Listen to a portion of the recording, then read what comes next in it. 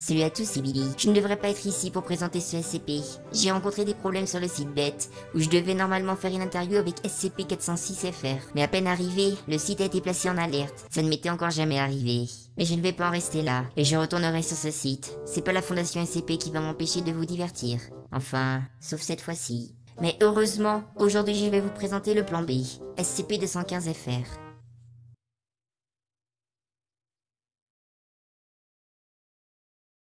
Oui, c'est bien ce que vous pensez, c'est une boîte de sardines vivante. J'ai décidé de l'appeler Didine. Didine, la boîte de sardines. Donc Didine a le même comportement qu'une vraie sardine, elle semble avoir une conscience propre. Cette petite anomalie est très fragile, si par exemple je la sors de l'eau, elle va commencer à rouiller très rapidement, ainsi que se cabosser.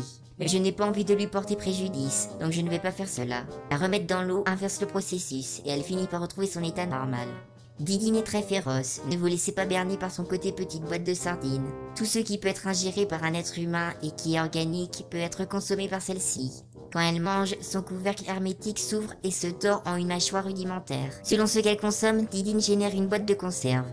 Par exemple, si on lui donne une taupe à manger, elle va donner naissance à une boîte de curry de taupe épicée. Oui, ce test a déjà été fait. Je vous invite à lire sa fiche si vous voulez tous les connaître et avoir des informations supplémentaires. Mais le plus intéressant, c'est qu'elle peut s'incarner dans la boîte en adoptant le comportement de l'animal ingéré, dans un temps limité.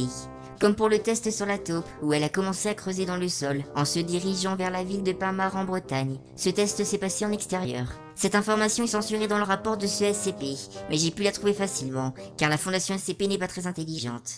L'anomalie semble toujours vouloir aller dans cette direction. La théorie donnée dans son rapport est qu'elle veut s'y diriger précisément à la pointe de Pinmar, où se situe une conserverie.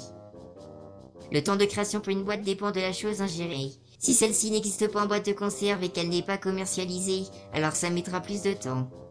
La boîte générée va être stylisée selon la chose ingérée. Par exemple avec la taupe, la boîte avait une marque unique, du nom de Hotmol. Bref, je pense avoir fait le tour de cette anomalie, donc je vais faire mon propre test avec elle, afin de conclure cette vidéo et de vous divertir.